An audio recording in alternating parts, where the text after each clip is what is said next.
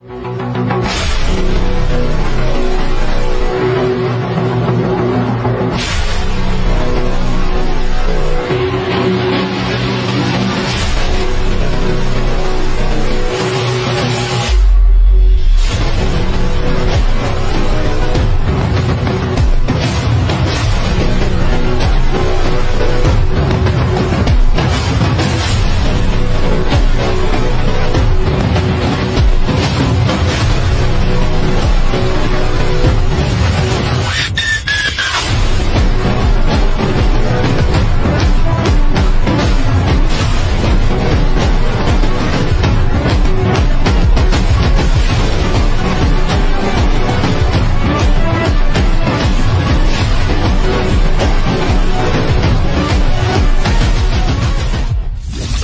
laporkan kepada satuan atas bahwa ada luncuran atau ledakan di dekat kami.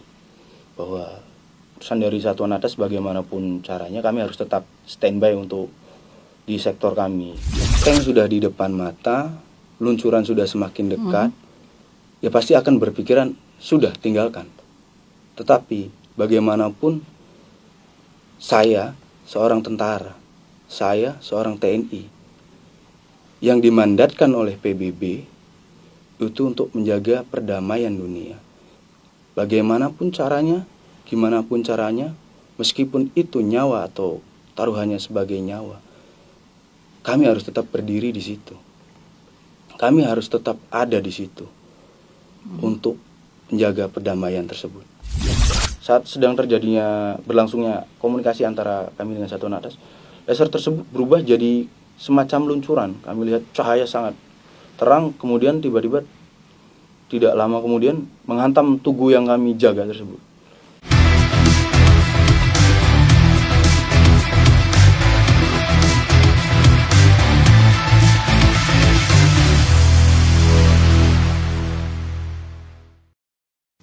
Assalamualaikum warahmatullahi wabarakatuh. Hai sahabat TNI, apa kabar? Semoga dalam keadaan sehat dan bahagia dimanapun berada. Bersama saya Hestu Kesuma dalam podcast TNI yang tentunya memberikan informasi dan wawasan mengenai dunia militer baik di dalam maupun luar negeri. Sahabat TNI, tentu saya tidak sendiri. Telah hadir narasumber kita hari ini adalah seorang prajurit TNI, yaitu Pratu Egy. Siap, Pratu Egy. Apa kabar Pratu Egy? Alhamdulillah baik. Senang sekali Pratu Egy bisa hadir di podcast TNI ini. Pratu Egy, ini dinas di mana? Sebelumnya kami dinas di Korps Marinir Angkatan Laut.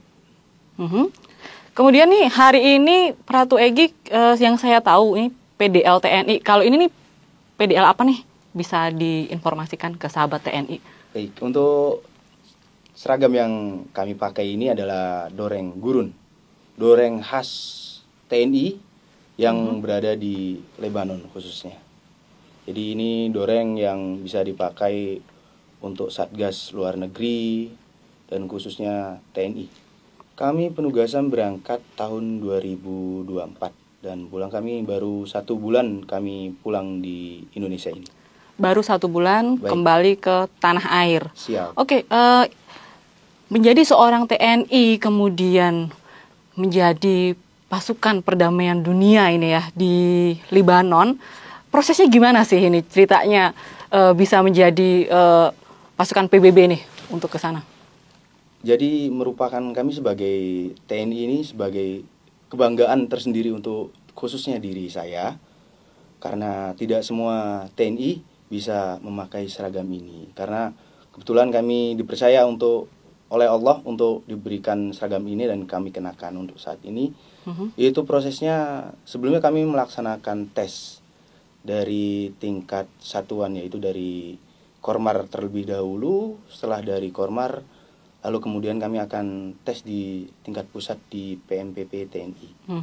Setelah itu kami dinyatakan lulus dan kemudian kami akan melaksanakan, bisa dibilang untuk pembekalan atau pratugas. Jadi sudah ada gambaran. Siap. Ketika nanti bagaimana bertugas di Lebanon itu ya. Siap. Melalui pratugas itu. Siap. Kemudian selama berapa bulan berarti di Lebanon? Di Libanon kami 14 bulan. Seharusnya kami itu dalam satu kali misi itu 1 tahun atau 12 bulan.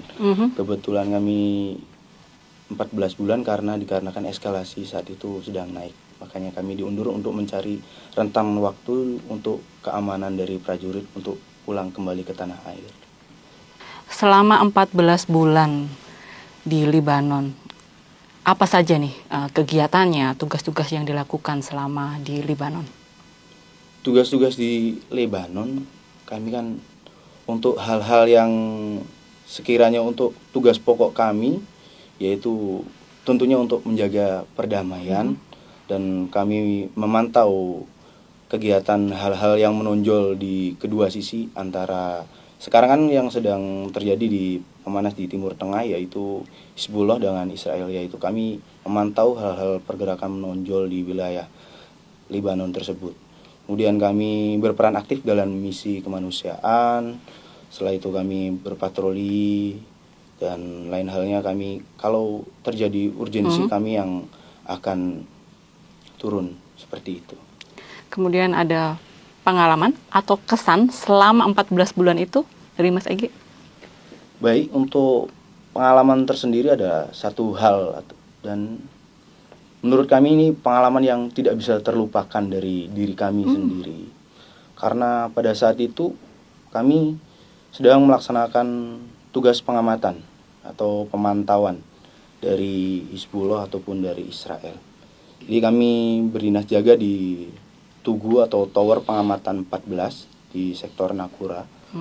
Pada saat itu kami melaksanakan timbang terima dinas jaga pagi hari, dan saat itu kami ditimbang terimakan bahwa ada tembok perbatasan di Nakura itu antara Lebanon dan Israel, tembok Blue Line itu sudah dijebol karena dari pasukan Israel akan melaksanakan atau melancarkan serangan di daerah Nakura, dan kami ditimbang terimakan di wilayah tersebut. Ada tembok yang dijebol itu lumayan besar. Setelah itu proses kami terus pantau dari tembok tersebut. Kemudian pukul 11 siang kami melihat atau memantau itu ada 2 Markava. Markava itu tank. Tank Markava? Baik. Oke. Tank dari Israel itu keluar dari tembok yang sebelumnya sudah dijebol. Setelah itu kami laporkan kepada satuan atas bahwasanya ada 2 tank yang keluar dari tembok tersebut yang sudah dijebol itu.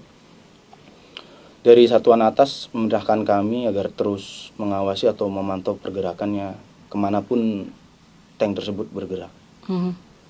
Setelah itu pukul 1 siang kami kena impact atau terkena serpihan dari ledakan airstrike di jarak 400 kurang lebih. Pukul 1 siang? Baik, pukul 1 siang itu kami terkena impact. Kemudian kami laporkan kepada satuan atas bahwa ada luncuran atau ledakan di dekat kami, bahwa urusan dari satuan atas bagaimanapun caranya kami harus tetap standby untuk di sektor kami, bahwasanya harus tetap di situ untuk agar Israel ataupun Hizbullah tidak memasuki wilayah UN. Karena UN kan harus bersifat netral atau imparsial. Jadi kami harus menengahi di situasi konflik tersebut. Lalu kami mulai melakukan observasi dari titik-titik mana yang terjadi luncuran atau sasaran mana yang mereka targetkan sebelumnya. Kami hanya bisa berkoordinasi agar tidak mengenai sasaran utama ataupun di UN 1, agar tidak terjadi seperti itu atau tidak terjadi pelanggaran yang melebihi batas dari yang sudah ditetapkan seperti itu. Kemudian setelah itu malam hari itu kontak tembak terus berlangsung dari pagi sampai malam tersebut. Puncaknya itu ketika jam 12 malam kurang jam 12 malam lebih itu ada ledakan yang jaraknya semakin dekat di tugu yang kami jaga tersebut. Jam 12 malam lebih, kurang lebih seperti itu. Jadi ada ledakan yang lebih dekat ke arah kami. Jarak 200 meter. Tugu atau tower yang kami jaga itu guncang, horeg. Terus kami laporkan lagi kembali ke satuan atas bahwa ini ledakannya sudah semakin dekat ke arah kami atau menuju ke titik kami. Dan dari satuan atas kami harus tetap di situ. Sedangkan situasi terus meningkat, eskalasi terus, serangan-serangan terus berlangsung. Setelah itu kami jarak 200 meter kami terkena impactnya. Terus setelah itu kami laporkan bahwa dia harus tetap di situ bagaimanapun, sudah tugas kami. Setelah terjadi itu kami melihat, kan melakukan observasi itu, sudutnya di mana, jaraknya di mana, dan itu merupakan serangan dari apa? Dari tank atau airstrike ataupun dari luncuran roket. Kami harus bisa melakukan tindakan gimana gitu untuk melakukan tindak lanjutnya. Setelah itu dari satuan atas tetap standby. Perintah harus tetap dilaksanakan. Drone mendekat ke arah kami, jaraknya kurang lebih tidak jauh, 100 meter dari tugu kami, setara dengan tugu kami. Semakin dekat kami laporkan bahwasanya untuk tetap standby, kemudian tetap harus laksanakan. Terus kami berkoordinasi. Saat kami melaksanakan koordinasi tersebut, kami melihat drone tersebut. Tiba-tiba kami melihat ke fokus ke arah tembok Blue Line yang sudah dijebol tersebut. Kami melihat ada cahaya. Awalnya kayak cahaya laser tersebut. Cahaya laser itu awalnya bukan mengarah ke kami, tetapi mengarah ke Tugu 13 atau Tower 13. Kami kontak hubungkan ke 13 melalui HT. Bahwasanya ada laser atau kami kira awalnya peluru tracer atau peluru yang bisa nyala untuk menandai satu titik tersebut kan. Bahwa di 13 bukan tracer. Kemudian dari 13 pindah lagi ke kami. Kami melihat sebelumnya pindah ke kami. Setelah ke kami sebentar langsung ke 15. 15 tidak sampai, kemudian berbalik lagi ke arah kami. Nah, barulah kami laporkan situasi bahwa kami sepertinya terkena laser ataupun bidian dari satuan atas, bahwa kami itu melaporkan tersebut, dan dari satuan atas agar kami turun atau berlindung di lantai 2. Berlindung di lantai 2. Tapi mungkin itu sudah jalannya Allah yang sudah ditetapkan. Kami tidak melaksanakan perintah tersebut untuk turun ke lantai 2. Tetapi kami tetap standby di lantai 4. Tetapi kami inisiatifkan dengan lampu lantai 4 kami matikan, lampu lantai 2 yang kami nyalakan. Kemudian kami melihat laser tersebut membidik kami. Tidak lama kemudian kami berkoordinasi dengan satuan atas. Dari satuan atas pastikan kembali saat sedang terjadinya berlangsungnya komunikasi antara kami dengan satuan atas, laser tersebut berubah jadi semacam luncuran. Kami lihat cahaya sangat terang, kemudian tiba-tiba tidak lama kemudian menghantam tugu yang kami jaga tersebut. Dan alhamdulillahnya yang masuk rudal atau peluru Markava tersebut bukan di lantai atas, tetapi melainkan di lantai 2 yang lampunya kami nyalakan. Menghantamnya di lantai 2 tersebut. Mengenai di situ. Siap, langsung terkena tugu kami. Setelah itu kami tidak bisa bernapas sesak karena peluru tersebut langsung meledak begitu menempel atau mengenai sasaran. Setelah itu meledak, debu, mesiu atau bahan-bahan kimia lainnya itu langsung bercampur meluap ke atas. Hawanya yang kami rasakan panas saat itu.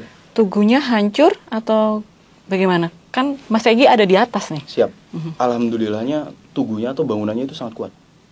Jadi walaupun dihantam, dia hanya lubang besar itu di tugu tersebut, lubang besar.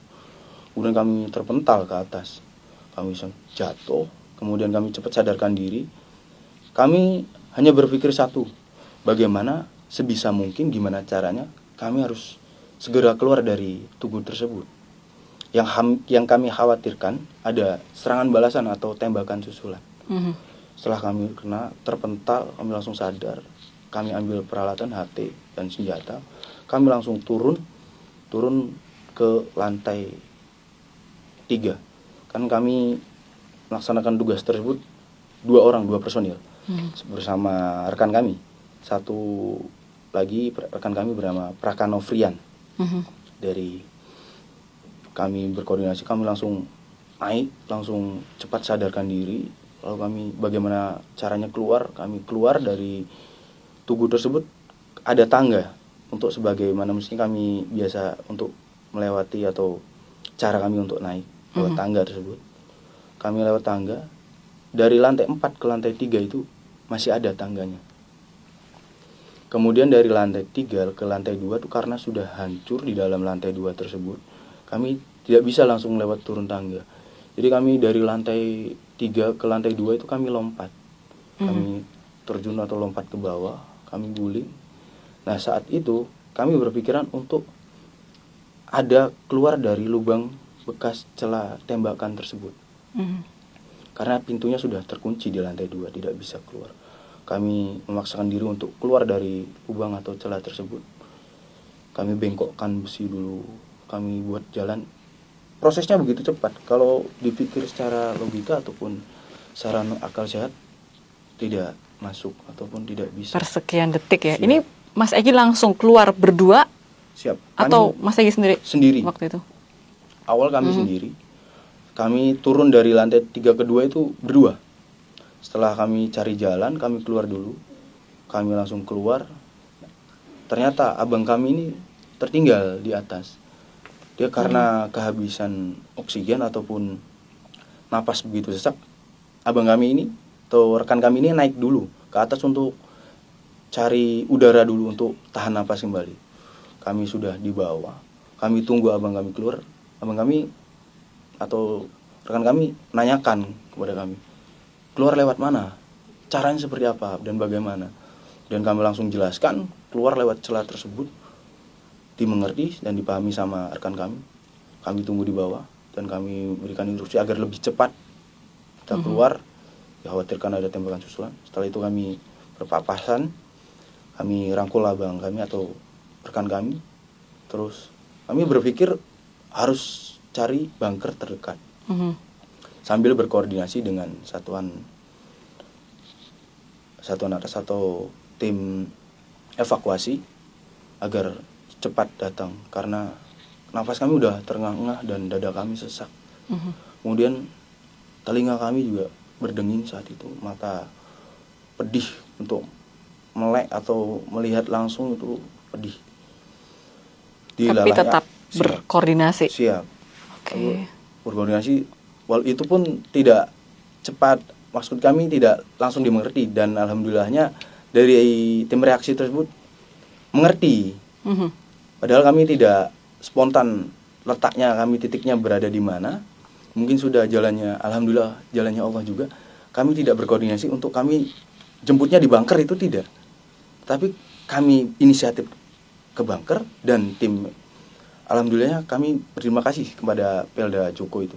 Langsung bergeraknya bukan ke tugu, melainkan ke bunker yang kami tuju tersebut. Sebelum sampai bunker, kami berpapasan dengan tim evakuasi.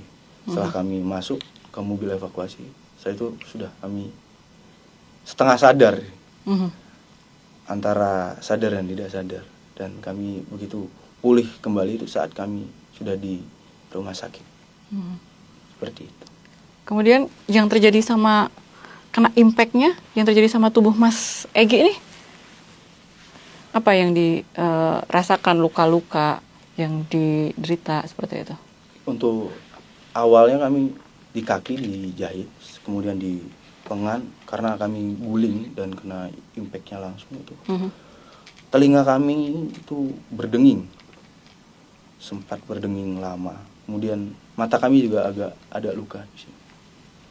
Setelah itu sampai sekarang yang kami rasakan untuk mata agak rabun kan, dan telinga bisa dikatakan berkurang untuk menerima pendengaran tersebut. Tidak pulih seperti saat kami berangkat, melainkan ada kekurangan yang kami terima setelah dari Satgas tersebut. Belum pulih 100% lah ya. Baik, seperti setia kala, seperti siap. itu. Setelah dirawat selama 4 hari di rumah sakit, kemudian kembali ke bunker. Oh, ini kalau untuk keluarga bagaimana? Untuk tahu keluarga, kondisinya? Untuk keluarga setelah kami terjadi sesuatu hal yang seperti itu atau yang nggak diinginkan, dari keluarga itu alhamdulillah dari satuan asal kami bereaksi cepat untuk berkoordinasi dengan keluarga kami, terutama kedua orang tua kami. Namanya orang tua, anaknya sedang bertugas dan terjadi hal seperti itu, khawatir tentunya, shock. Kedua orang tua kami shock. Kemudian alhamdulillah dari satuan kami langsung menenangkan bahwa kami masih bisa berkoordinasi dan kami alhamdulillahnya masih selamat dan masih diberi kepercayaan sama Allah untuk hidup, diberi keselamatan, dan orang tua mulai tenang dan mulai bisa mengerti situasinya. Di bunker itu kehidupannya jenis seperti apa ya? Maksudnya semuanya beramai-ramai di bunker itu. Siap. Terus makan, minum. Kemudian kalau seandainya ke kamar mandi, toilet, itu gimana sih kehidupannya selama berapa bulan? Jadi 2 bulan atau 3 bulan kami di bunker itu kehidupannya dibilang membosankan. Memang membosankan karena kami tidak ada aktivitas lain selain ngobrol ataupun siaga. Karena tidur pun kami tidak nyenyak. Karena tidur yang namanya walaupun bunker tetap harus waspada kan. Situasi itu beberapa detik itu atau beberapa menit kan tidak menentu, kami tidak tahu. Jadi walaupun di dalam bunker tidur pun bergantian.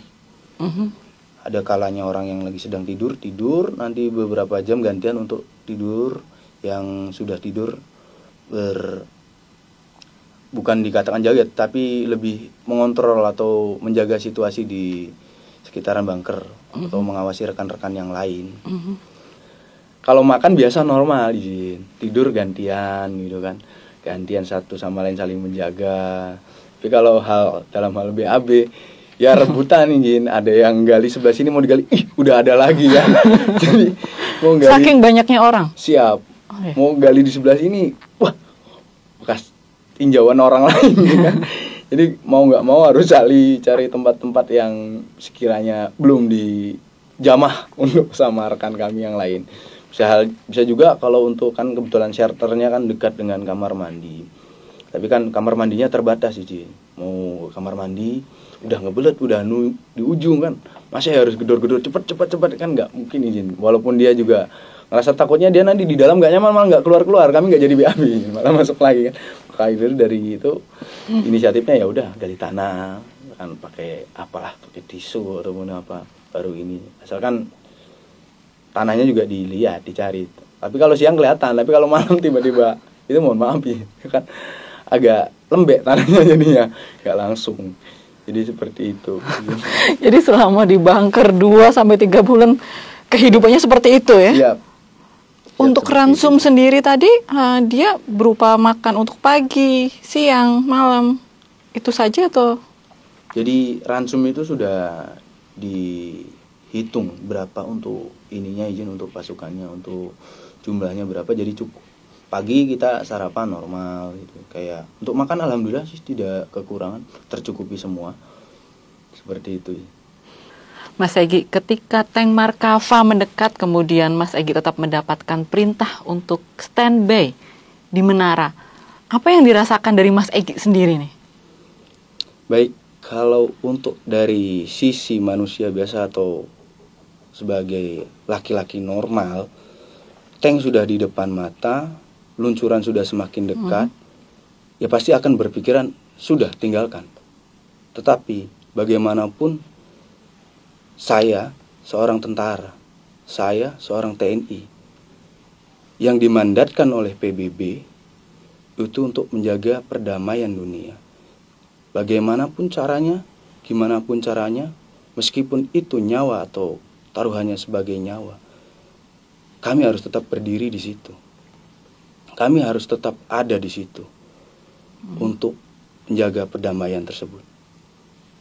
Gimana pun kami sebagai TNI sudah ditugaskan, dan tugas atau perintah adalah suatu kebanggaan untuk kami. Banyak sekali tadi pengalamannya, ya kan? Ada kesan lain nggak nih selain tadi sudah yang terkena rekorset dari tank Markava? Ada hal lain nggak? Ya, kesan-kesannya ini merupakan pertama kali dalam hidup saya untuk tugas ini ke luar negeri. Kita bisa berkoordinasi dengan satuan lain dari negara lain. Kita bisa membandingkan saat sekarang dan di Indonesia itu seperti apa peralatannya kan. Kita bisa melakukan pembelajaran, oh ternyata peperangan dari negara luar ataupun peperangan modern itu seperti ini. Jadi kita harus bisa menge-share atau membagikan pengalaman tersebut kepada rekan-rekan kita yang di tanah air. Seperti itu kesannya. Banyak ya pengalamannya. Siap. Dan juga belajar dari negara lain juga. Siap. Dan itu menjadi pelajaran tersendiri buat Mas Egy. Siap. Untuk sahabat TNI nih ya, Mas Egy sebagai seorang TNI masih muda, boleh dong ada hal yang ingin disampaikan buat sahabat TNI kita? Untuk sahabat TNI dimanapun berada, terutama bagi untuk anak-anak muda atau generasi muda yang selanjutnya akan menjadi penerus, jangan lalai, jangan putus asa, kejar satu tujuanmu, capai semua itu diiringi dengan doa. Semua akan tercapai ketika Allah sudah menentukan. Terima kasih. Luar biasa kata-katanya untuk sahabat TNI. TNI penjaga kedaulatan negara dan penjaga perdamaian dunia, membawa nama bangsa di kancah internasional. Hidup prajurit TNI untuk pengabdian kepada tanah air. Mas Egy, terima kasih banyak atas share pengalamannya di hari ini selama penugasan di Libanon. Siap.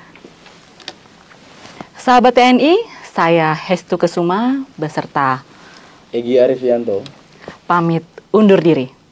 Salam TNI prima. Profesional, responsif, integratif, modern, adaptif.